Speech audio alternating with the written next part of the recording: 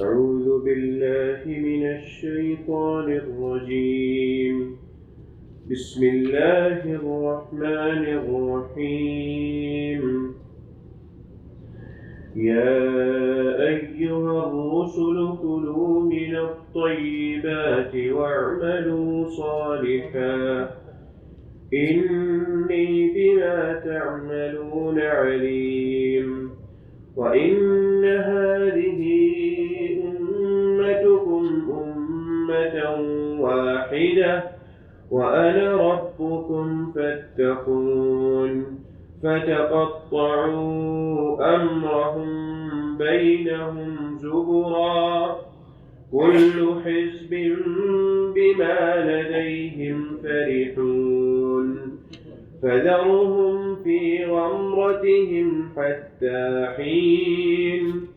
أيحسبون أن ما نمدهم به من مال وبنين نسارع لهم في الخيرات بل لا يشعرون. إن الذين هم من خشية ربهم مشفقون والذين هم بآيات ربهم يؤمنون والذين هم بربهم لا يشركون. والذين يؤتون ما آتوا وقلوبهم وجلة أنهم إلى ربهم راجعون. أولئك يسارعون في الخيرات وهم لها سابقون. ولا نكلف نفسا إلا وسعها ولدينا كتاب ينطق بالحق وهم لا يظلمون. بل قلوبهم في غمرة من هذا ولهم أعمال من دون ذلك هم لها عاملون. حتى إذا أخذنا مترفيهم بالعذاب إذا هم يجأرون. لا تجأروا اليوم إنكم منا لا تنصرون.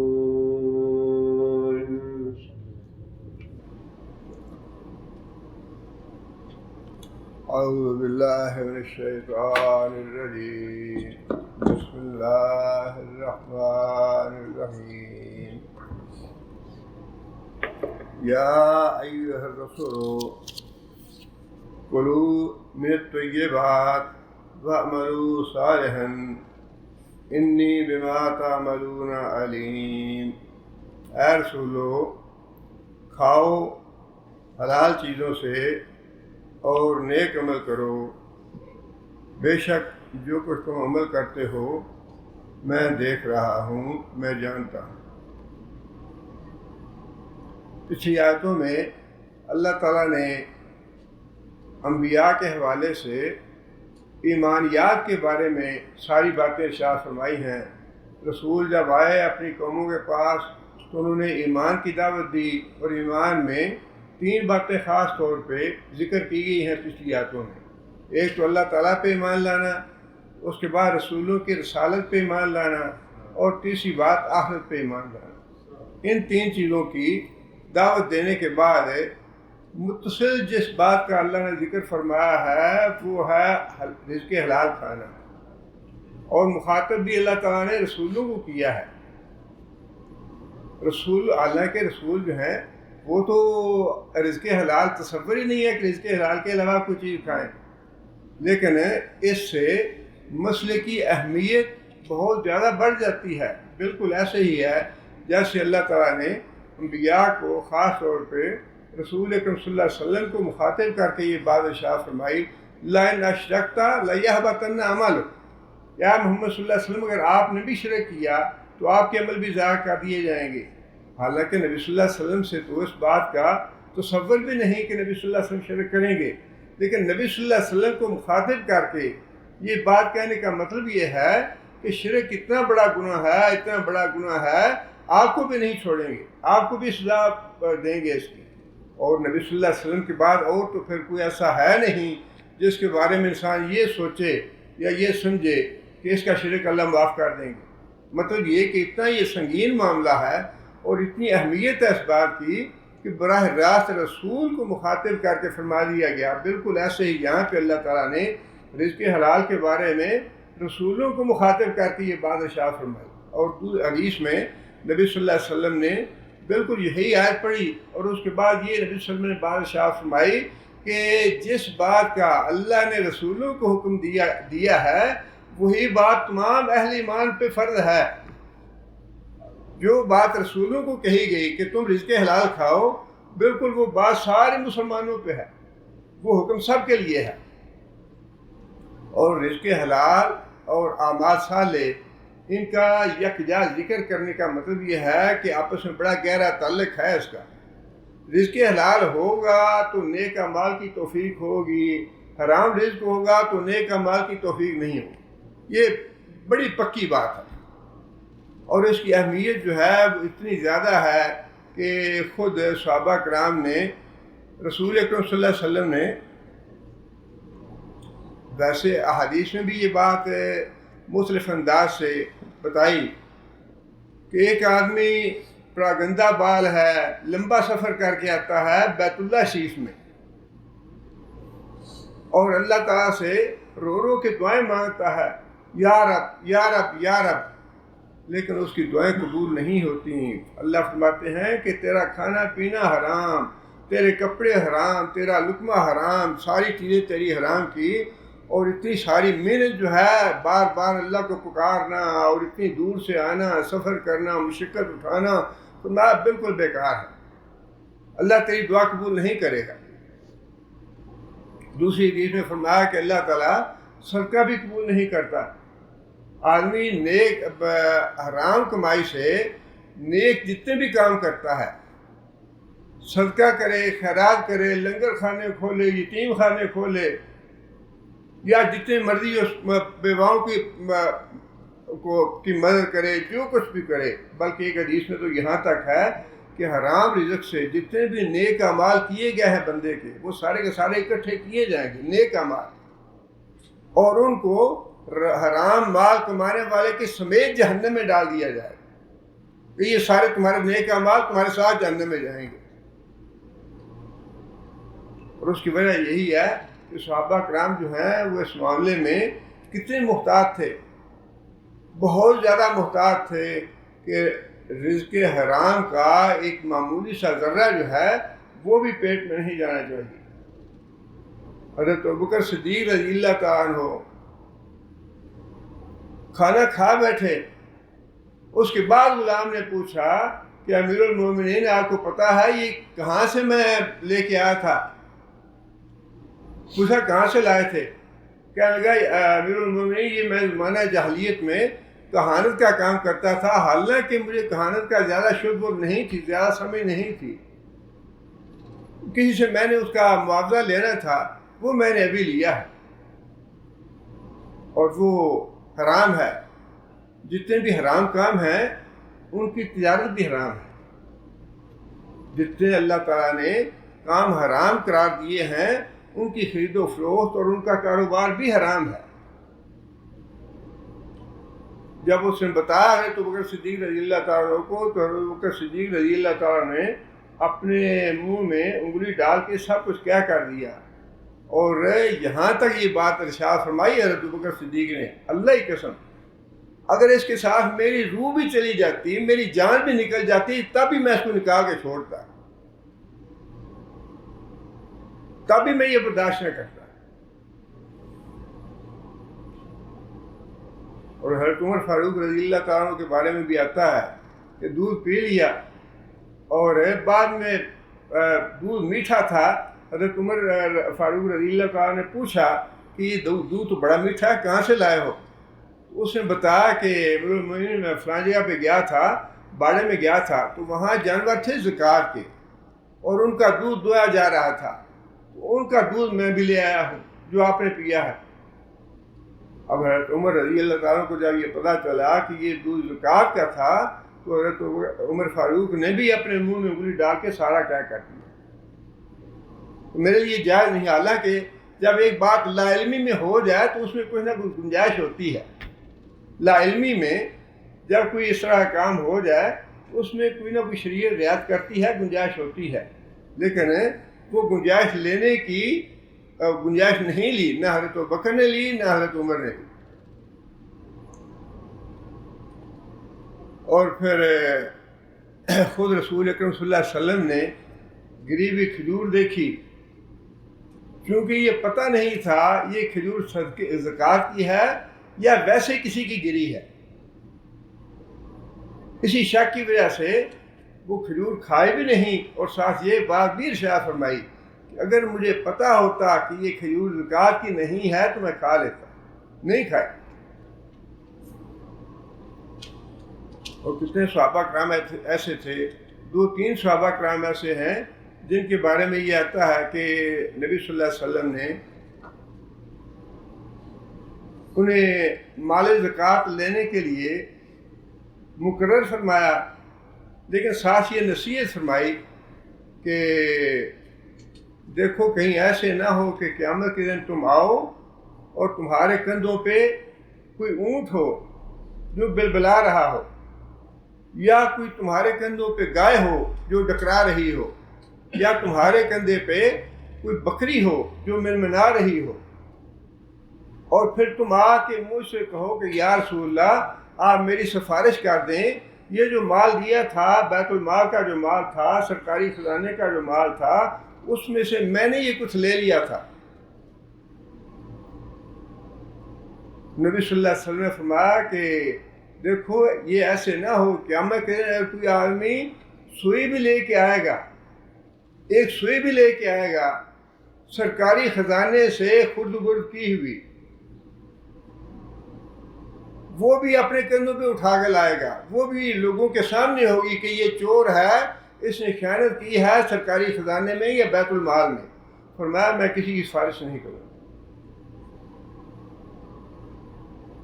اس لیے کہ اللہ کے رسول نے بتا دیا نا سب کچھ، یہ حرام ہے، یہ حرام ہے، یہ حرام ہے۔ جب ساری باتیں بتا دیں تو اس کے بعد فرمایا کہ اب اگر کوئی کرتا ہے، حرام کام کرتا ہے، حرام مال کماتا ہے، حرام کھاتا ہے، تو میں اس کی ذمہ دار نہیں، میں قیامت کے دن اس کی سفارش نہیں کروں گا۔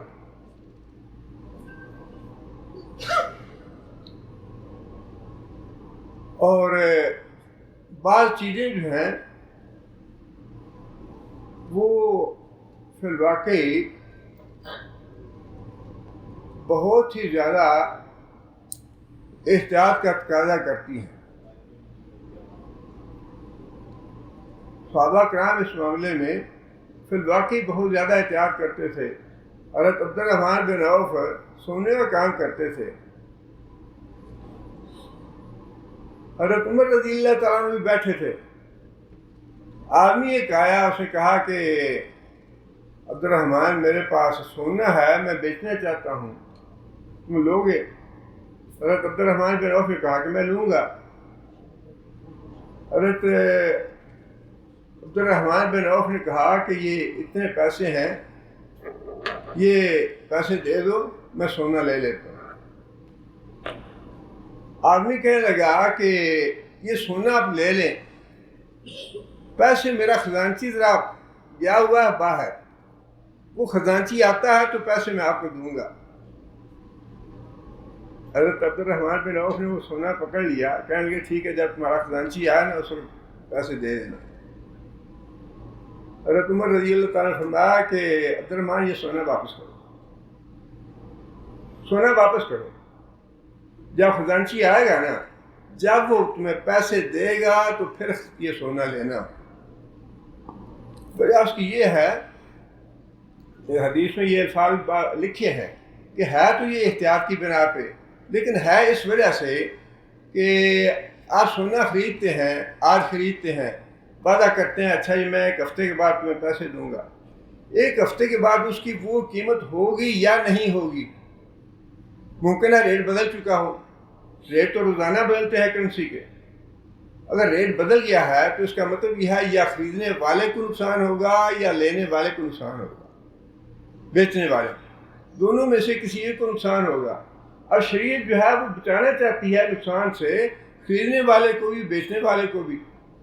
اس لیے وہ ہے تو احتیاط کے طور پہ, لیکن شریعت جو ہے وہ اس معاملے میں اتنی محتاط ہے کہ وہ یہ چاہتی ہے کہ جو خرید و فروخت ہو یا جو کاروبار ہو وہ نقد ہو, اس کی حوصلہ افزائی کرتی ہے. ادھار جو ہے کاروبار اس میں نقصان کا احتمال ہے, لہٰذا صحابہ کرام اس بات کی احتیاط کرتے تھے کہ جس چیز سے شریعت نے منع کیا ہے اس سے دور رہا جائے.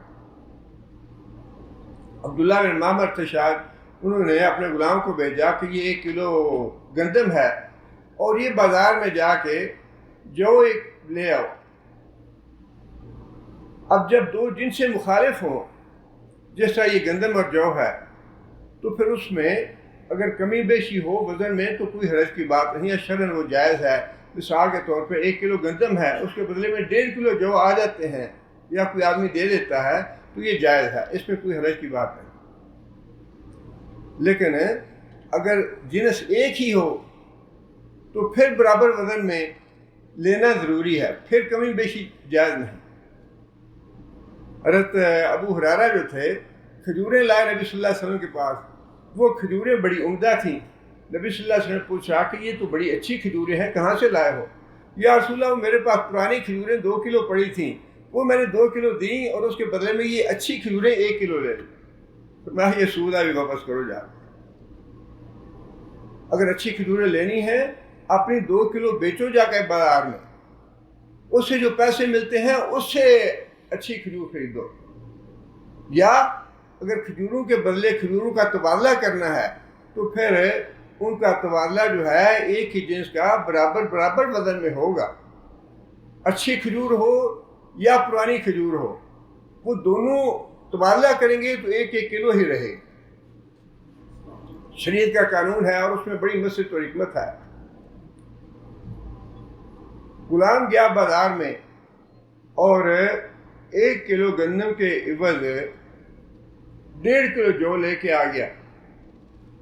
حضرت معمر نے پوچھا کہ یہ جو تو زیادہ ہے. کہا کہ ہاں میں بازار میں گیا تھا تو یہ اتنے مل رہے تھے 1 کلو گندم کے عوض میں. حضرت معمر حالانکہ وہ ٹھیک تھا, اس میں کوئی شرعاً قباحت نہیں تھی, کوئی حرام والی بات نہیں تھی, بالکل جائز تھا, یہ جن سے مخالف ہے. لیکن اس کے باوجود حضرت معمر نے اس کو واپس بھیج دیا. کہنے لگے کہ جاؤ جا کے 1 کلو ہی جو لے کے آؤ, یہ جو ½ کلو تم نے لیا ہے زیادہ, یہ واپس کرو. یہ محض احتیاط تھی کہ کہیں ایسا نہ ہو کہ زائد لینے میں کوئی سود کا شائبہ ہو جائے اور وہ حرام جو ہے میرے نامہ اعمال میں لکھا جائے. اس معاملے میں خواہ وہ کاروبار ہو یا ملازمت ہو یا کوئی بھی انسان ڈیل کر رہا ہو, اتنی احتیاط کی ضرورت ہے کہ نبی صلی اللہ علیہ وسلم نے یہ بات ارشاد فرمائی کہ ایک آدمی کوئی کنٹریکٹ کرتا ہے ملازمت کا اور اس میں وہ ساری باتیں طے کر لیتا ہے کہ اچھا جی مجھے یہ سہولتیں ملے گی, تنخواہ اتنی ہوگی, گھر کا کرایہ اتنا ہوگا, ٹرانسپورٹیشن الاؤنس اتنا ہوگا, یہ فیسلٹی ہوگی, مہینے کی چھٹی ہوگی, ٹکٹیں ہوگی, یہ سارا چیز انسان طے کر لیتا ہے. فرمایا کہ جو مراعات تم نے طے کر لیں ان مراعات سے اگر تم نے دفتر سے 1 سوئی یا سوئی سے بھی کم کوئی چیز لی تو وہ حرام ہوگی, قیامت کے دن اس کا حساب تمہیں دینا پڑے گا. 1 سوئی یا 1 سوئی سے بھی کم اگر تم نے اپنی طے شدہ جو مراعات ہیں, طے شدہ جو شرائط ہیں, ان سے زیادہ لے لیا, خواہ وہ ایک کاغذ ہی کیوں نہ ہو یا ایک پینسل ہی کیوں نہ ہو یا اور کوئی چیز ہو جو اسے اپنے ذاتی استعمال میں کر لی ہو, تو اس کا حساب دینا پڑے گا. اللہ معاف کر دے تو اللہ تعالیٰ کی وہ الگ بات ہے, لیکن جو اللہ کے رسول نے قانون بتایا وہ قانون تو بالکل ایسے ہی ہے کہ طے شدہ معاملات سے ظاہر یہی وجہ ہے کہ بہت سے صحابہ کرام جب یہ بات سنتے تھے تو انہوں نے نبی صلی اللہ علیہ وسلم سے معذرت کر دی کہ یا رسول اللہ ہم یہ تحصیلدار والا کام نہیں کرتے، آپ زکوٰۃ حاصل کرنے کے لیے، وصول کرنے کے لیے کسی اور آدمی کو بھیج دو، یہ کام میں نہیں کروں گا۔ اور یہ احتیاط تھی کہ کہیں کوئی حرام چیز جو ہے وہ ہمارے نامہ اعمال میں نہ لکھی جائے۔ نبی صلی اللہ علیہ وسلم نے مال غنیمت ہو، بیت المال ہو، سرکاری خزانہ ہو یا سرکاری دفتر ہو، معاملات سب ایک جیسے ہیں۔ کسی غزوے کے بعد نبی صلی اللہ علیہ وسلم نے حضرت بلال سے کہا کہ بلال یہ اعلان کر دو کہ جس کے پاس بھی کوئی غنیمت کی چیز ہے وہ یہاں نبی صلی اللہ علیہ وسلم کے پاس لے آئے۔ حضرت بلال نے اعلان کر دیا۔ اعلان کرنے کے بعد جب سارا مال اکٹھا ہو گیا تو ایک آدمی ایک رسی لے کے حاضر ہوا کہ یا رسول اللہ یہ میرے پاس ایک رسی ہے جو رہ گئی ہے، یہ بھی آپ مال میں جمع کر لیں۔ نبی صلی اللہ علیہ وسلم نے فرمایا کہ کیا تم نے بلال کی آواز سنی تھی؟ وہ آدمی کہنے لگا یا رسول اللہ میں نے بلال کی آواز تو سنی تھی۔ بلال نے 2 دفعہ نہیں 3 دفعہ اعلان کیا تھا، تینوں دفعہ آواز سنی تھی۔ نبی صلی اللہ علیہ وسلم نے فرمایا کہ جب تم نے بلال کی آواز سنی تھی تو یہ رسی کیوں نہیں لے کے آئے؟ کہنے لگا یا رسول اللہ غلطی ہو گئی۔ فرمایا کہ اچھا میں یہ تم سے رسی وصول نہیں کروں گا، یہ قیامت کے دن لے آنا، قیامت کے دن لے آنا، میں یہ رسی وصول نہیں کروں گا۔ اتنے سخت ناراض ہوئے نبی صلی اللہ علیہ وسلم۔ اور آج حلال و حرام کا معاملہ اللہ تعالیٰ معاف کرے ایسا ہو گیا ہے کہ بالکل یہ پرواہ نہیں، مال کی ہوس جو ہے وہ اتنی زیادہ ہو گئی ہے، مال کی خواہش اور مال کا اتنی لالچ پیدا ہو گیا ہے کہ کسی بھی طریقے سے مال آنا چاہیے، جائز طریقے سے آتا ہے، ناجائز طریقے سے آتا ہے، کسی کا حق مارا جاتا ہے، کسی پہ ظلم ہوتا ہے، بالکل کسی کو پرواہ نہیں ہے۔ بعض چیزیں تو ایسی ہیں نا کہ جن کے بارے میں نبی صلی اللہ علیہ وسلم نے وضاحت فرما دی اور قرآن میں بھی ان کی ذکر آ گیا، چوری ہے، رشوت ہے، سود ہے، کسی کی زمین پہ، کسی کے پلاٹ پہ، کسی کے مکان پہ زبردستی قبضہ کر لینا ہے، یہ ساری چیزیں نبی صلی اللہ علیہ وسلم نے فرما دی۔ لیکن بعض چیزیں ایسی ہیں جن کے بارے میں انسان کو بڑا واضح نہیں ہوتا کہ یہ چیز جائز ہے یا نہیں، اس کے بارے میں بھی نبی صلی اللہ علیہ وسلم نے احتیاط کا حکم دیا ہے۔ فرمایا کہ حلال بھی واضح ہے، حرام بھی واضح ہے۔ بعض چیزیں واضح طور پہ بتا دی گئیں کہ یہ بالکل حرام ہے، خنزیر حرام ہے، خون حرام ہے، مردار حرام ہے۔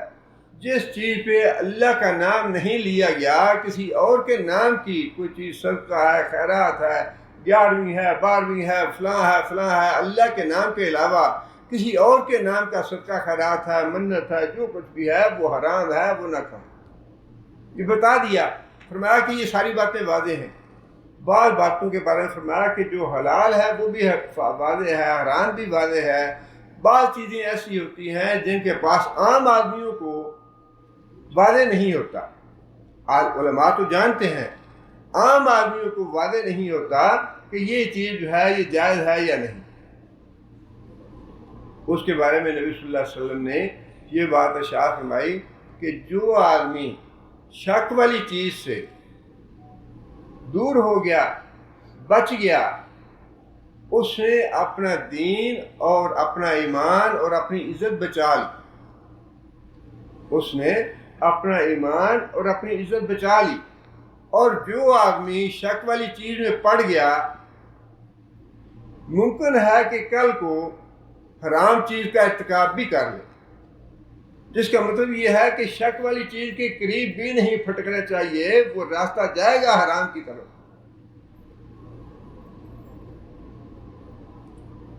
بہت زیادہ احتیاط، لیکن جتنی زیادہ احتیاط کی ضرورت ہے، اللہ تعالیٰ معاف فرمائے اتنا ہی شیطان جو ہے انسان کو 100 راستے سجا دیتا ہے کہ نہیں اس طرح بھی ہے، اس طرح بھی جائز ہے، یہ بھی جائز ہے، یہ بھی جائز ہے۔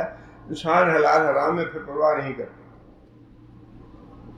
اور آج ہماری جو ہم پھر کہتے ہیں دعائیں قبول نہیں ہوتی، اور ہماری مصیبتیں آ گئیں، پریشانیاں آ گئیں، بیماری آ گئی، تکلیف آ گئی، مصائب و آلام آ گیا، یہ ساری چیزیں آتے ہیں ہماری بدعمالیوں کی وجہ سے، خواہ وہ اجتماعی ہوں، عذاب ہوں۔ یہ اللہ کے عذاب ہے نا جو ملکوں پہ آتے ہیں، ملکوں میں خانہ جنگی ہے، یا عذاب ہیں، یا بیماریاں ہیں، طوفان ہیں، زلزلے ہیں، اللہ کے عذاب کی شکلیں ہیں یہ، اور یہ آتے ہمارے اپنے گناہوں کی وجہ سے۔ افراد کا معاملہ بھی ایسے ہی ہے۔ جب تک انسان اللہ کی رضا کے مطابق چلتا رہتا ہے، جب تک اللہ کے رسول کی فرما برداری کرتا رہتا ہے، انسان سکھی رہتا ہے، سکون میں رہتا ہے۔ جب انسان اللہ کی نافرمانی شروع کرتا ہے، حلال حرام کی پرواہ نہیں کرتا، تو بظاہر تو انسان کہتا ہے کہ بڑا کچھ آ گیا، دیکھیں نا کیا ہم تو کیلکولیشن کرتے ہیں اپنے حساب سے، اللہ تعالیٰ کے پیمانے کچھ اور ہیں۔ اللہ کا پیمانہ یہ ہے کہ صدقہ کرو گے تمہارے مال میں اضافہ ہوگا۔ حالانکہ عقل تو یہ کہتی ہے کہ 100 روپے سے اگر 20 روپے صدقہ کر دیے تو باقی 80 کم ہو جائیں گے، کمی آئے گی اس میں۔ اللہ کہتا ہے نہیں، میں اس میں اضافہ کروں گا۔ سود کھانے والا یہ سمجھتا ہے کہ میرے مال میں اضافہ ہو رہا ہے۔ اللہ کا قانون یہ ہے کہ سود کھاؤ گے تمہارا مال برباد کر دوں گا۔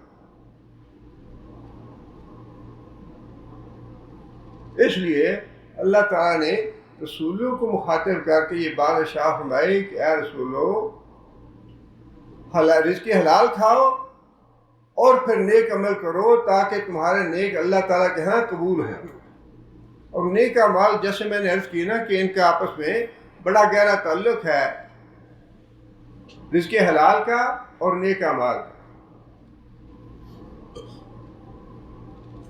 نیک اعمال وہی ہیں جو اللہ کی رضا کے لیے کیے جائیں، اور پھر نبی صلی اللہ علیہ وسلم کی سنت کے مطابق یہ دونوں شرطیں لازمی ہیں نیک اعمال کے لیے۔ اگر کوئی کام نبی صلی اللہ علیہ وسلم کی ہدایت کے مطابق نہیں ہے وہ بھی نیک عمل نہیں ہے۔ اگر کوئی آدمی مال دکھاوے کے لیے، شہرت کے لیے، دنیا کے اصول کے لیے،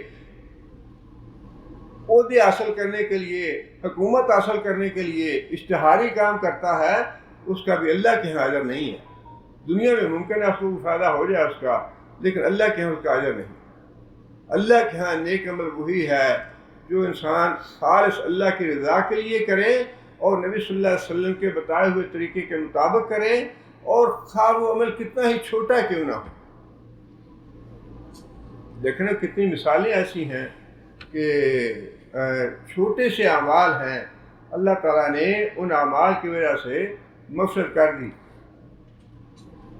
راستے سے تکلیف دہ چیز ہٹانی جو ہے اس کے بدلے میں اللہ تعالیٰ نے گناہ معاف کر دیے۔ اور ایک حدیث میں یہ بھی آتا ہے کہ صحابی تھے، ان کے ساتھ چھوٹا بچہ تھا، جا رہے تھے، راستے میں کوئی اذیت دینے والی چیز پڑی تھی، اس بچے نے وہ چیز ہٹا دی راستے سے، تو صحابی پوچھنے لگے کہ بیٹا تم نے یہ کام کیوں کیا؟ کہنے لگے کہ میں نے آپ کو فلاں وقت یہ کام کرتے دیکھا تھا، میں نے آپ کو دیکھ کے یہ کام کیا ہے، آپ نے بھی ایسے کیا تھا، میں نے بھی ایسے کر دیا۔ وہ کہنے لگے کہ دیکھو میں نے نبی صلی اللہ علیہ وسلم سے یہ بات سنی ہے کہ جو آدمی کوئی تکلیف دے راستے سے چیز ہٹا دے اللہ اس کو معاف کر دے گا، میں نے تو اس لیے کیا تھا۔ اور پھر ساتھ یہ بات کہی انہوں نے کہ نبی صلی اللہ علیہ وسلم نے یہ بات بھی ارشاد فرمائی تھی کہ اگر کوئی آدمی ایک نیکی ایسی کر لے جو اللہ کو قبول ہو جائے تو اللہ اس کو جنت میں بھیج دے گا۔ اگر کوئی آدمی ایک نیکی ایسی کر لے جو اللہ کے ہاں قبول ہو جائے، اصل بات ہے اللہ کے ہاں قبولیت کی، اور قبولیت اسی کی ہوگی جو کام اللہ کی رضا کے لیے کیا گیا اور نبی صلی اللہ علیہ وسلم کی اتباع میں کیا گیا۔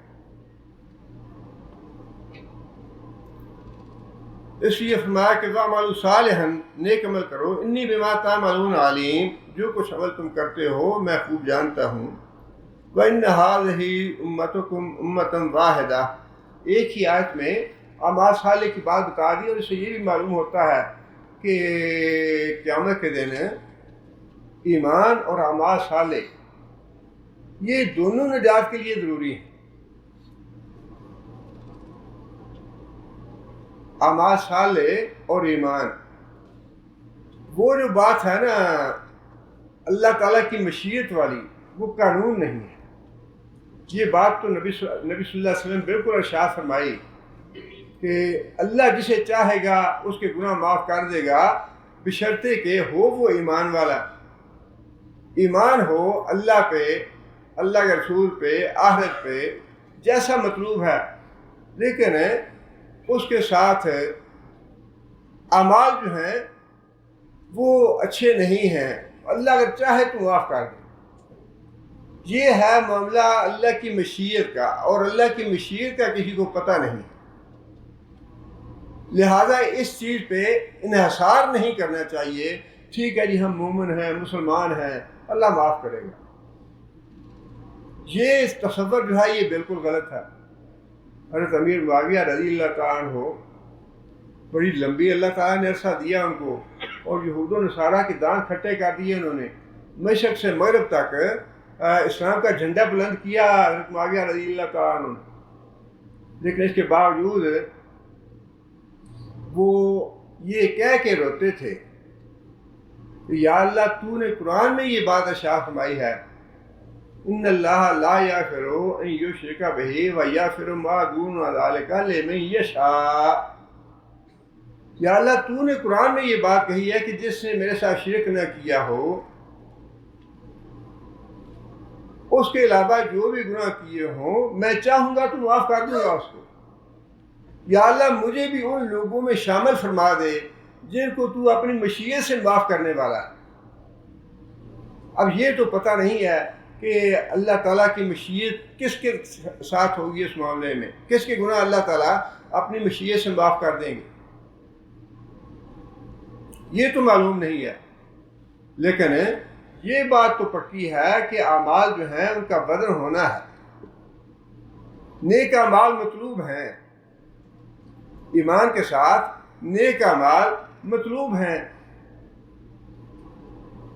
صحابہ کرام نے عرض کیا یا رسول اللہ فلاں عورت ہے، نماز روزہ بڑا کرتی ہے، بہت عبادت گزار ہے، لیکن اس کے جو ہمسائے ہیں وہ بڑا تنگ ہیں، اسے ہمسائے پریشان ہے اسے۔ فرمایا کہ وہ جہنم میں، ایماندار ہے، نماز روزہ کرنے والی ہے، عبادت گزار ہے، پرہیزگار ہے، لیکن ہمسائے اس سے تنگ ہے، فرمایا جہنم میں ہے۔ اس کے مقابلے میں ایک دوسری عورت کا ذکر کیا کہ یا رسول اللہ یہ عبادت تو فرائض ہی ادا کرتی ہے، عبادت میں زیادہ اس کا نہیں ہے، لیکن اس کے ہمسائے سے بڑے خوش ہیں، فرمایا وہ جنت میں ہے۔ جس کا مطلب یہ ہے کہ ایمان کے ساتھ نیک اعمال مطلوب ہیں، اس معاملے میں انسان کو ڈھیل نہیں کرنی چاہیے کہ نہیں جی اسی ٹھیک ہے ایمان لے آئے ہیں، اب باقی معاملات اللہ معاف کرنے والے۔ وہ جو مشیت کا معاملہ ہے نا اس کے بارے میں کسی کو قانون نہیں ہے، وہ اللہ کی اپنی مشیت اور حکمت پہ ہے، اللہ جسے چاہے معاف کریں، جسے چاہے پکڑ لیں۔ اگر کسی کو اللہ نے پکڑ لیا اس کی بدعمالیوں کی وجہ سے تو وہ تو نبی صلی اللہ علیہ وسلم نے اپنی بیٹی کو بھی کہہ دیا تھا کہ اگر اللہ نے تمہیں بھی پکڑ لیا میں چھڑا نہیں سکوں گا۔ اپنی پھوپھی سے کہہ دیا تھا کہ پھوپھی اپنے نیک اعمال لے کے جانا، اگر اللہ نے پکڑ لیا میں چھڑا نہیں سکوں گا۔ جس کا مطلب یہ ہے کہ ایمان کے ساتھ نیک اعمال کوشش پوری کرنی چاہیے، اس میں ڈھیل نہیں ہونی چاہیے۔ یہ نہیں سمجھنا چاہیے کہ ٹھیک ہے جی اللہ بڑا غفور رحیم ہے معاف کر دے گا، کوئی بات نہیں ہے۔ یہ جو سوچ ہے یہ گمراہی کی سوچ ہے، یہ غلط سوچ ہے۔ اللہ غفور رحیم ہے، لیکن اللہ معاف کرے گا ان کے گناہ جو اللہ سے ڈرنے والے ہیں، جن سے کبھی غلطی سے غلطی ہو جاتی ہے، گناہ ہو جاتا ہے، اور پھر وہ اس سے نادم ہوتے ہیں، پشیمان ہوتے ہیں، روتے ہیں، اللہ سے توبہ استغفار کرتے ہیں۔ اس لیے دونوں چیزیں مطلوب ہیں، ایمان بھی اور نیک اعمال بھی۔ آگے فرمایا کہ یہ جو رسولوں کی امت ہے یہ ساری کی ساری ایک ہی طریقے پہ چلنے والی تھی. کوئی بھی نبی نیا دین لے کے نہیں آیا. آدم علیہ السلام سے لے کر نوح علیہ السلام، آگے پھر صالح علیہ السلام، شعیب علیہ السلام، ہود علیہ السلام، لوط علیہ السلام، جتنے بھی انبیاء آئے وہ سارے کے سارے ایک ہی طریقے پہ آئے ہیں، ایک ہی دین لے کے آئے ہیں. یہ ایک ہی امت ہے، ایک ہی گروہ ہے جن کی دعوت بھی ایک ہی تھی، ایمان کی دعوت اور اعمال صالح کی دعوت. وَأَنَا رَبُّكُمْ فَاتَّقُونِ، اور میں تمہارا رب ہوں، بندگی میری کرو. مطلوب یہ ہے کہ اَنِ اعْبُدُوا اللَّهَ وَاتَّقُوهُ فَأَطِیعُونِ. جو پیغمبر ہے اس کی اطاعت مطلوب ہے، پیغمبر کی عبادت مطلوب نہیں ہے. عبادت صرف اللہ کی ہے. نظر نیاز اور صدقہ خیرات اور کھانا جو منت ماننا جو کچھ بھی ہے، نماز ہے، صدقہ ہے، جو بھی ہے اللہ کے نام کی عبادت، اللہ کی، اور اطاعت رسول، فرق ہے دونوں میں. رسول کے لیے عبادت کا لفظ کہیں استعمال نہیں ہوا. عبادت صرف اللہ کے لیے اور اطاعت رسول کی ہے. اس لیے فرمایا کہ میں تمہارا رب ہوں، عبادت میری کرو اور مجھ سے ڈرتے رہو، اطاعت رسول کی کرو. فَتَقَطَّعُوا أَمْرَهُمْ بَيْنَهُمْ. اب یہ جو پچھلی مثالیں اللہ نے دی ہیں نا، نوح علیہ السلام کی، قوم عاد کی، قوم سمود کی، اس طرف یہ اشارہ ہے کہ یہ جو قومیں تھیں انہوں نے جو اللہ کا دین بھیجا ہوا تھا، پیغمبر جو دین لے کے آئے، اس دین کو انہوں نے اس میں اختلاف کیا، اس کو ٹکڑے ٹکڑے کر دیا. وہ جو دین انبیاء لے کے آئے تھے اس کا پیا پانچا کر دیا. جو احکام تھے انہیں کچھ سے کچھ کر دیا. فَتَقَطَّعُوا أَمْرَهُمْ بَيْنَهُمْ زُبُرًا، اور آپس میں دین کے معاملات جو تھے ان کو ٹکڑے ٹکڑے کر دیا. كُلُّ حِزْبٍ بِمَا لَدَيْهِمْ فَرِحُونَ، اور اس کا نتیجہ یہ ہوا کہ جتنے بھی گروہ تھے، مراد ہے کافر، جو یہ کہتے تھے کہ جی ٹھیک ہے، باپ دادا سے جو کچھ ہوتا چلا آ رہا ہے ہم تو اسی پہ قائم رہیں گے، تمہاری بات نہیں مانیں گے. گمراہ جو قومیں تھیں، جو کچھ ان کے پاس تھا، باپ دادا کا دین اور پھر شرک ہے، بت پرستی ہے، جو کچھ بھی تھا اس پہ وہ شادہ فرحاں تھے، اس پہ خوش تھے. نہیں ہمیں نہ چھیڑو، بس جس پہ ہم ہیں نا بس وہ ٹھیک ہے. یہ جو نہ چھیڑنے والی بات ہے نا اور نہ چھوڑنے والی بات، یہ دین کی بات نہیں ہے. دین تو یہ ہے کہ اللہ کے رسول نے ساری زندگی اسی بات میں گزار دی کہ جو کچھ تم کر رہے ہو یہ غلط ہے، یہ گمراہی ہے، یہ شرک ہے، یہ بت پرستی ہے، چھوڑو اسے. چھڑانا مطلوب ہے شرک کو، بدعات کو چھڑانا مطلوب ہے. یہ الگ بات ہے کہ انسان کو مسئلے کے ساتھ اور حکمت کے ساتھ اور اچھے طریقے سے بات کہنی چاہیے، بات کرنی چاہیے، لیکن بات پہنچانی تو چاہیے، چھوڑ تو نہیں دینا چاہیے. لیکن اللہ تعالیٰ فرماتے ہیں کہ جو جتنی بھی قومیں تھیں انبیاء ان کے پاس آئے اور جس ڈگر پہ وہ چل رہے تھے، جس عقیدے پہ وہ قائم تھے، بس وہ اسی پہ خوش رہے، اسی پہ فرحاں رہے کہ بس ٹھیک ہے، جو ہمارے باپ دادا کا دین تھا ہم اسی دین پہ قائم رہیں. آگے پھر فرمایا کہ فَذَرْهُمْ فِي غَمْرَتِهِمْ حَتَّىٰ حِينٍ. فَذَرْهُمْ، چھوڑ دے انہیں. یہ نبی صلی اللہ علیہ وسلم کو اللہ تعالیٰ حکم دے رہے ہیں، فَذَرْهُمْ، چھوڑ دے ان کو.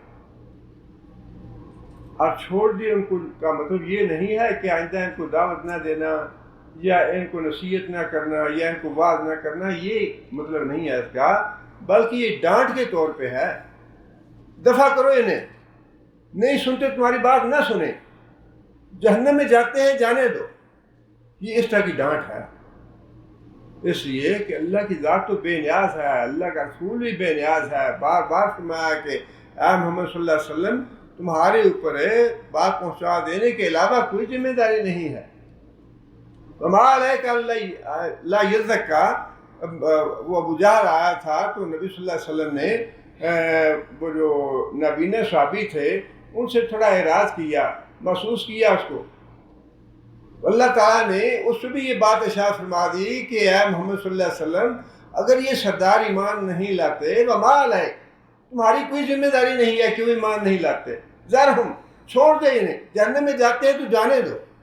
اب ایک مرحلہ ایسا آ جاتا ہے کہ جب انسان بات کہہ کے سمجھا کے انسان، اور اللہ تعالیٰ کی طرف سے جو ہدایت کے دروازے بعض لوگوں کے لیے بند ہو جاتے ہیں۔ اللہ نے خود فرمایا ہے کہ میں بعض جو لوگ ہیں وہ گمراہی میں اتنے آگے نکل جاتے ہیں کہ میری طرف سے ہدایت کے دروازے بند ہو جاتے ہیں ان کے لیے۔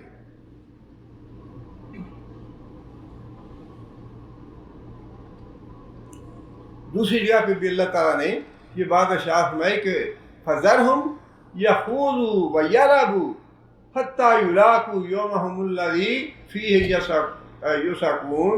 کہ اے محمد صلی اللہ علیہ وسلم، آپ ان کو ان کے حال پہ چھوڑ دیں، نہیں بات مانتے نہ مانیں، حتیٰ یلاقو، حتیٰ کہ قیامت کا دن آ جائے اور یہ جہنم میں چلے جائیں، اس وقت تک کے لیے چھوڑ دو انہیں، جو کچھ کرتے ہیں یا جو کہتے ہیں کہنے دو، کرنے دو۔ ڈانٹ ہے اس میں۔ اس کا مطلب یہ نہیں ہے کہ انسان کو تبلیغ کا کام چھوڑ دینا چاہیے یا دعوت کا کام چھوڑ دینا چاہیے، چھوڑنا تو نہیں ہے، نہ ہی نبی صلی اللہ علیہ وسلم نے چھوڑا، لیکن یہ اللہ تعالیٰ کی طرف سے ڈانٹ ہے کہ جو بات نہیں مانتا، ہم بھی کہتے ہیں اچھا یہ بڑی مرتبہ سمجھا دیا، اپنا سر کھپا دیا ہے، بڑے قرآن بھی بتایا ہے، حدیثیں بھی بتائی ہیں، ساری باتیں ہیں، لیکن بات سنتے نہیں۔ جب اللہ تعالیٰ کی طرف سے ہدایت کا دروازہ بند ہو جائے تو کسی کے بس میں نہیں ہے کہ کسی کو سمجھا سکے یا کسی کا ذہن بدل سکے۔ فرمایا کہ فَذَرْهُمْ فِي غَمْرَتِهِمْ حَتَّىٰ حِینٍ، اور ان کو چھوڑ دو ان کی غفلت اور لاپرواہی میں۔ لاپرواہی کرتے ہیں، غفلت سے کام لیتے ہیں، غور و فکر نہیں کرتے تو دفع کرو انہیں، چھوڑ دو، نہ ان کے پیچھے پڑو۔ یا تو دنیا میں ان پہ عذاب آ جائے یا پھر قیامت کے دن اپنا انجام دیکھ لیں۔ حتیٰ حین، وہ وقت تو آئے گا ہی کہ یا اللہ تعالیٰ اس دنیا میں عذاب دیں گے، اور اگر اللہ تعالیٰ اس دنیا میں عذاب نہیں دیتے تو وہ وقت آئے گا کہ جب اللہ تعالیٰ جہنم میں ڈالیں گے انہیں۔ ذرہم، چھوڑ دیں انہیں۔ ایحسبون انما نمدہم بہ من مال و بنین، دو دھوکے کی چیزیں ہیں انسان کے لیے، مال اور بیٹے، اولاد۔ مال اور اولاد جو ہے یہ بڑا فتنہ ہے۔ اس اعتبار سے قرآن مجید نے جو ان کو فتنہ کہا ہے وہ اس اعتبار سے کہا ہے کہ یہ حاصل کر کے جب اللہ یہ دیتا ہے دونوں چیزیں تو انسان کا دماغ جو ہے خراب ہو جاتا ہے، انسان سمجھتا ہے کہ میں تو واقعی اسی لائق ہوں، اللہ مجھ سے بڑا خوش ہے، اللہ مجھ سے بڑا راضی ہے۔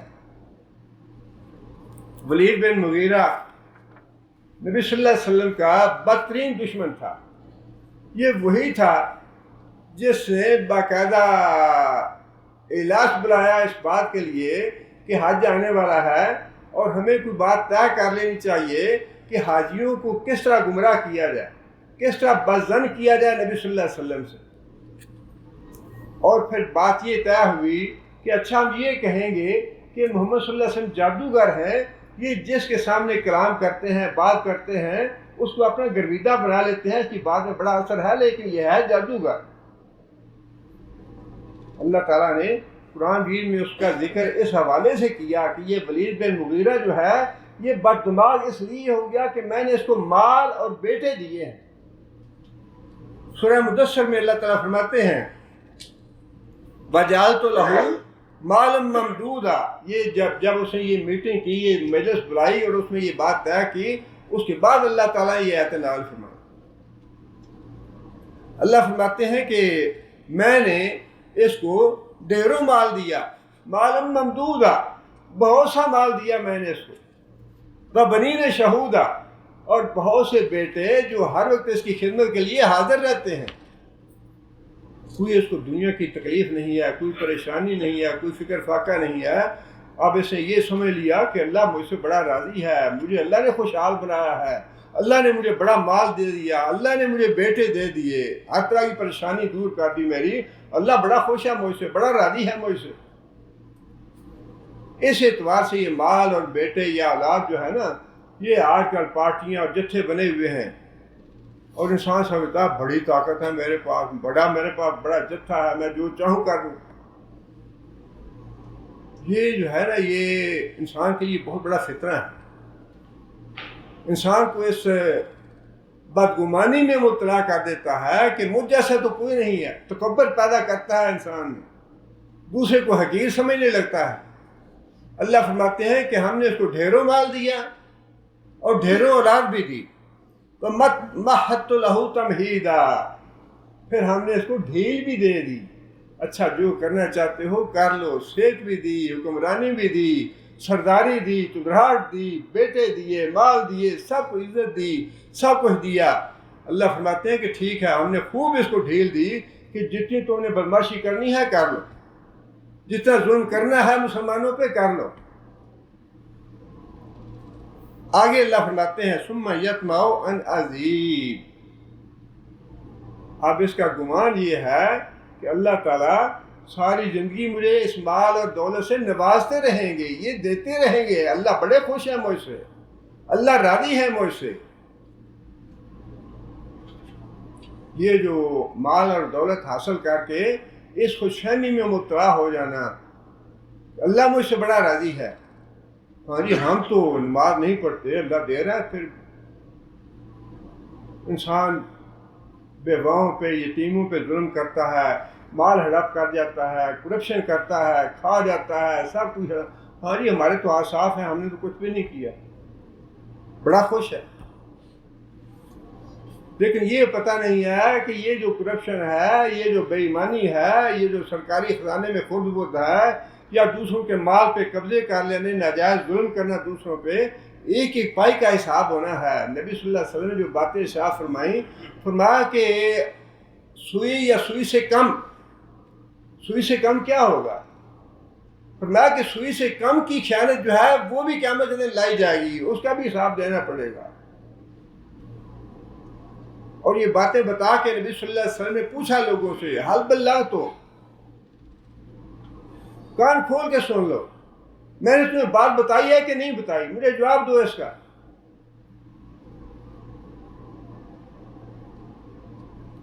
فرمایا کہ کلا انہ کان لآیاتنا عنیدا، یہ ہرگز ایسا نہیں ہو سکتا کہ میں ساری زندگی اس کو اسی طرح مال دیتا رہوں، اسی طرح خوشحال رکھوں اسے، اور اسی طرح اس کی پارٹی اور جتھے مضبوط کرتا رہوں، ایسا ہرگز نہیں ہوگا، اس لیے کہ یہ تو ہماری آیتوں سے عناد رکھتا ہے، اللہ کے رسول کو گالیاں دیتا ہے، اللہ کے رسول کی توہین کرتا ہے، اللہ کے رسول پہ ایمان نہیں لایا، یہ تو ہم سے دشمنی رکھتا ہے، رسول سے دشمنی رکھتا ہے۔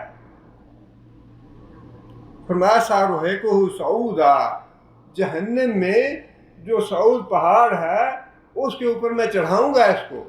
اب یہ ہے کہ دنیا میں تو واقعی اللہ چھوڑ دیتے ہیں، دنیا میں تو اللہ تعالیٰ نے ڈھیل دی ہوئی ہے، دنیا میں اللہ تعالیٰ نے مہلت دی ہوئی ہے، اور اسی ڈھیل اور مہلت کی وجہ سے انسان بد دماغی میں اور تکبر میں مبتلا ہوتا ہے کہ مجھ جیسا کوئی نہیں، مجھ سے اللہ بڑا راضی ہے۔ حالانکہ انسان بیوقوف یہ نہیں سمجھتا کہ یہ کہیں اللہ کی طرف سے ڈھیل نہ ہو، کہیں اللہ تعالیٰ کی طرف سے مہلت نہ ہو۔ آگے اللہ فرماتے ہیں انہو فکر وقدر، کہ جو اس نے میٹنگ بلائی تھی، جو مجلس بلائی تھی اس نے رسول اللہ صلی اللہ علیہ وسلم کے خلاف پراپیگنڈا کرنے کے لیے، اس میں سوچ و بچار کیا اس نے، فقتل کیف قدر، اللہ کی مار ہو، اللہ کی پھٹکار ہو اس پہ، اس نے کیا غور و فکر کیا، کیسی بات سوچی ہے اس نے، ثم قتل کیف قدر، کتنا سخت غصہ ہے اللہ کا، جو یہ سمجھتا ہے کہ یہ مال جو میں نے ہڑپ کیا ہے، ہضم کیا ہے، قوم کا جو مال میں کھا گیا ہوں، مجھے کوئی پوچھنے والا نہیں ہے اس پہ، کتنا غضبناک ہے اللہ تعالیٰ اس پہ۔ قتل کیف قدر، اللہ کی پھٹکار ہو، اللہ کی لعنت ہو، اللہ کی مارا جائے اللہ کی طرف سے۔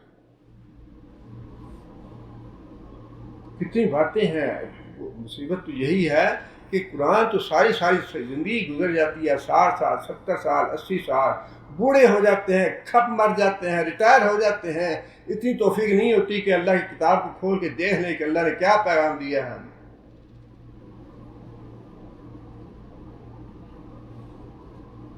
ثم نظر ثم عبس وبصر ثم ادبر واستكبر، یہ سارے فکرات جو ہیں اللہ کے غضب اور غصے کا اظہار ہے۔ اکڑ کی ہے اس نے، تکبر کیا ہے اس نے، منہ بسورا ہے اس نے، چالاکی کی ہے اس نے۔ فقال ان ھذا الا سحر یؤثر، یہ قرآن جو ہے یہ تو جادو ہے، جادو۔ ان ھذا الا قول البشر، یہ تو نبی صلی اللہ علیہ وسلم نے خود گھڑا ہے، خود بنایا ہے، یہ خود تصنیف کیا ہے۔ سأصلیہ سقر، میں اس کو جہنم میں جھونکوں گا قیامت کے دن۔ دنیا میں ڈھیل دی ہے میں نے، دنیا میں مواخذہ نہیں کیا اس کا، خوب مال دیا۔ اور یہ جو ہوتا ہے نا، گمراہی بھی ہو، انسان تارک نماز بھی ہو، اور انسان قرآن بھی نہ پڑھے، تارک زکوٰۃ بھی ہو، ظلم بھی کرے، دوسروں کے حق بھی مار جائے، کرپشن بھی کرے، یہ سارے کام کرے، اس کے بعد اگر دنیا میں انسان کو خوشحالی حاصل ہے تو اس کا مطلب یہ ہے یہ سمجھ لے کہ اللہ کا عذاب ہے۔ ایک انسان کے گناہوں کے باوجود، واضح گناہوں کے باوجود اللہ کی پکڑ نہیں آ رہی تو اس کا مطلب یہ سمجھ لے کہ اللہ تعالیٰ شدید ناراض ہے، اس پہ شدید غصے میں ہے۔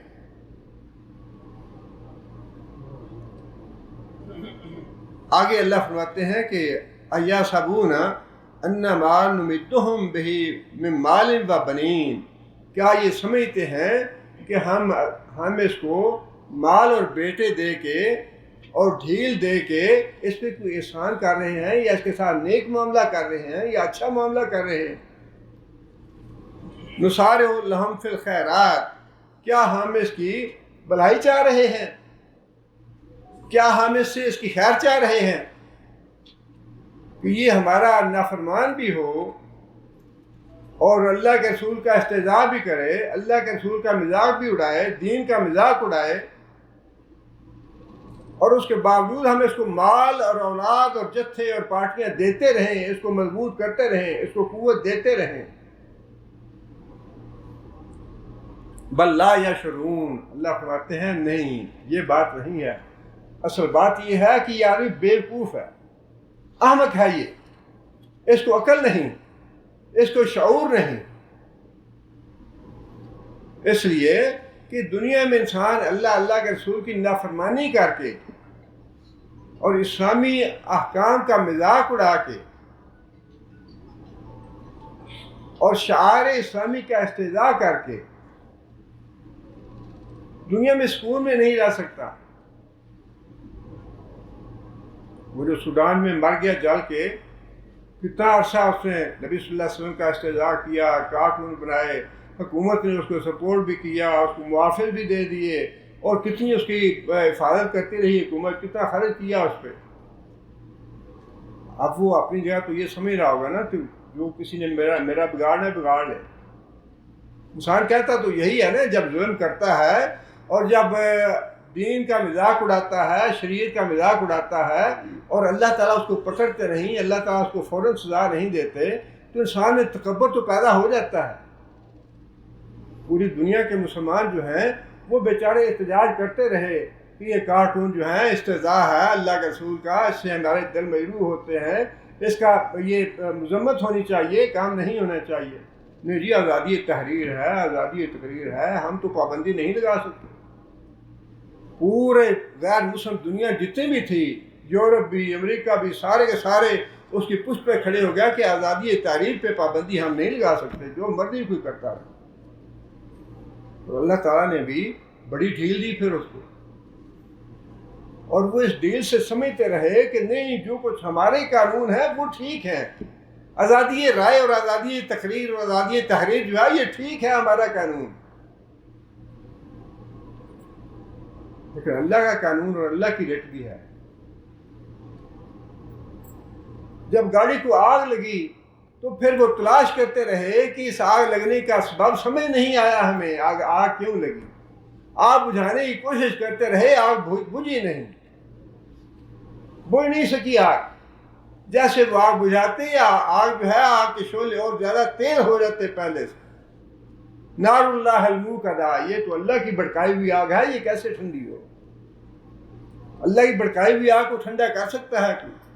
جب اللہ، پھر وہی اللہ کہتے ہیں کہ میری ڈھیل جو ہے، تم بیوقوف ہو، تم احمق ہو کہ میری ڈھیل کو تم نے میری خوشی یا میری رضا سمجھ لیا۔ ان اللہ سریع الحساب، جب اللہ تعالیٰ حساب لینے پہ آتا ہے اللہ کو دیر نہیں لگتی۔ اللہ تعالیٰ کو کوئی سبب بنانے کی ضرورت نہیں ہے، اللہ تعالیٰ کو کوئی بڑے مقدمے بنانے کی ضرورت نہیں ہے، اللہ کو پولیس بلانے کی ضرورت نہیں ہے۔ اس لیے فرمایا کہ اگر میں نے ان کو ڈھیل دی ہے، ان کو پکڑ نہیں رہا، اور مال دیے جا رہا ہوں، خوشحالی دیے جا رہا ہوں، دنیا کی نعمتیں دیے جا رہا ہوں، اور یہ میری نافرمانی کر رہے ہیں، تو یہ نہ سمجھیں کہ ہم ان کی بھلائی کے لیے کر رہے ہیں، ہم تو ان کا عذاب اکٹھا کر رہے ہیں، عذاب میں اضافہ کر رہے ہیں۔ خود انہیں شعور نہیں ہے، یہ احمق اور بیوقوف۔ یہ اللہ تعالیٰ کا قانون ہے، اور اس سے کسی فرد کو بھی اور کسی قوم کو بھی غلط فہمی میں مبتلا نہیں ہونا چاہیے، دھوکے میں مبتلا نہیں ہونا چاہیے۔ اللہ اگر نعمتیں دیتا ہے تو انسان کو اللہ تعالیٰ کا ساتھ ساتھ شکر ادا کرتے رہنا چاہیے، اللہ کے رسول کی رضا کے کام کرتے رہنا چاہیے، اللہ کے رسول کی اطاعت میں زندگی بسر کرنی چاہیے۔ ایسے نہ ہو کہ جب اللہ تعالیٰ لگامیں کھینچ لیں اور رسی اللہ تعالیٰ کھینچ لیں تو پھر انسان کو ہوش آئے، اوہو یہ ہم سے تو غلطی ہو، انا کنا ظالمین۔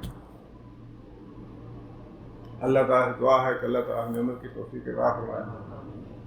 اللہ تعالیٰ اپنا فضل و کرم فرمائے۔ ہمارے بھائی ابھی تک اسپتال میں ہیں لیکن الحمدللہ پہلے سے اچھے ہیں، دعا فرمائے اللہ تعالیٰ شفا عاجلہ کاملہ عطا فرمائے ترین صاحب کو۔ بسم اللہ الرحمن الرحیم، الحمدللہ رب العالمین، الرحمن الرحیم، مالک یوم الدین، ایاک نعبد و ایاک نستعین، اهدنا الصراط المستقیم، صراط الذین انعمت علیہم غیر المغضوب علیہم ولا الضالین۔ اللهم صل على محمد وعلى آل محمد كما صليت على إبراهيم وعلى آل إبراهيم إنك حميد مجيد۔ اللهم بارك على محمد وعلى آل محمد كما باركت على إبراهيم وعلى آل إبراهيم إنك حميد مجيد۔ ربنا ظلمنا أنفسنا إن لم تغفر لنا وترحمنا لنكونن من الخاسرين۔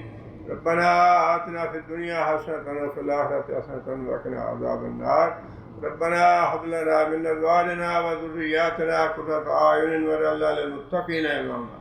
ربنا اصرف عنا عذاب جهنم إن عذابها كان غراما إنها ساءت مستقرا ومقاما۔ اللهم أيد الإسلام والمسلمين، اللهم أعز الإسلام والمسلمين، اللهم أذل الشرك والمشركين، اللهم دمر أعداء الدين، اللهم نذر قلوبنا بنور الإيمان، اللهم ثبتنا على الإسلام، اللهم اغفر لجميع المؤمنين والمؤمنات الأحياء منهم والأموات۔ ربنا تقبل منا إنك أنت السميع العليم وتب علينا إنك أنت التواب الرحيم۔ سبحان ربك رب العزة عما يصفون وسلام على المرسلين والحمد لله رب العالمين۔ یہ ایک بھائی نے لکھا ہے کہ کیا راڈو گھڑی پہن سکتے ہیں؟ اب اس سوال میں سبب کیا ہے سوال کا کہ کس بات میں غلط فہمی ہے یا کس بات پہ اعتراض ہے۔ اگر اس میں سونا ہے تو سونا پہننے کی تو اجازت نہیں ہے، بلکہ کسی حد تک اگر معمولی سی مقدار ہو تو شاید اس کی رخصت بھی ہو، لیکن عام طور پہ راڈو گڑی میں اگر وہ کافروں کی سمجھ کے سوال کیا ہے تو وہ تو پھر بے شمار چیزیں ہیں جو استعمال کرتے ہیں اور اس میں کوئی حرج کی بات نہیں ہے، شرعاً اس میں کوئی ایسی بات نہیں ہے۔ بھائی نے لکھا ہے کہ میں چاہتا ہوں کہ جب میری موت آئے تو میری زبان پہ کلمہ جاری ہو جائے۔ یہ بات تو اللہ سے ہر ایک کو مانگنی چاہیے، لیکن یہ بات یاد رکھیں کہ موت کا لمحہ ساری زندگی کا نچوڑ ہے۔ موت کا لمحہ جو ہے نا بہت کٹھن لمحہ ہے یہ، اور آدمی ساری زندگی جو کچھ کرتا رہا، جو اس کے اعمال تھے، اس کے اعمال اور اس کے جو کام ہیں، سوچ ہے، فکر ہے، اس کے مطابق انسان کی موت آتی ہے۔ قرآن بھی زیادہ سے زیادہ پڑھیں، اور ذکر اذکار ہمارے بعض جو بچے دوست بتاتے ہیں کہ بعض شیوخ جو ہیں ہمارے، وہ ایسے ہیں کہ اونگ کی حالت میں، نیند کی حالت میں بھی ہم محسوس کرتے ہیں کہ ان کے زبان پہ ذکر ہے، ان کے ہونٹ جو ہیں وہ ذکر کر رہے ہیں، اونگ کی حالت میں اور نیند کی حالت میں۔ اب یہ جو کیفیت ہے نا، اسی آدمی کی ہو سکتی ہے جو آدمی اٹھتے بیٹھتے، پہلو پہ چلتے پھرتے اللہ کا ذکر کرتا ہے۔ جو ذکر اذکار کثرت سے کرے گا، اس کی زبان پہ واقعی کلمہ جاری ہوگا، اور جو ساری زندگی اپنے فلیٹ اور پلیٹ اور بینک بیلنس اور ریال اور ڈالر اور یورو اور ان کا حساب کتاب کرتا رہے، اور آخر میں وہ یہ سوچے یا سمجھے یا یہ تمنا کرے کہ میرا موت کے وقت کلمہ زبان پہ آیا تو نہیں آئے۔ جو کچھ انسان ساری زندگی کرتا ہے نا، موت اس کا نچوڑ ہے، موت اس کا حاصل ہے۔ اس لیے یہ دعا بھی کرنی چاہیے، دعا کے ہم منکر نہیں ہیں، دعا ہونی چاہیے، لیکن اصل جو توجہ ہے نا وہ ہر آدمی کو اپنے اعمال پہ دینی چاہیے۔ انسان ذکر اذکار زیادہ کرے، اور قرآن جتنا زیادہ سے زیادہ پڑھ سکتے ہیں قرآن پڑھیں۔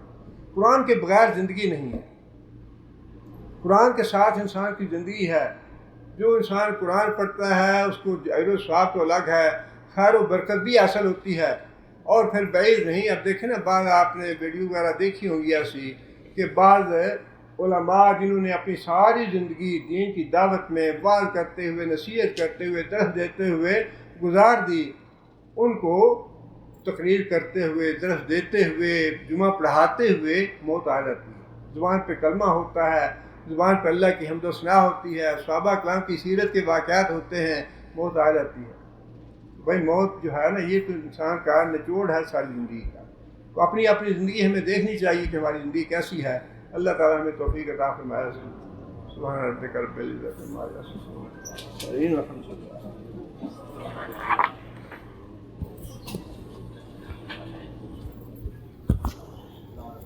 آپ نے پڑھنا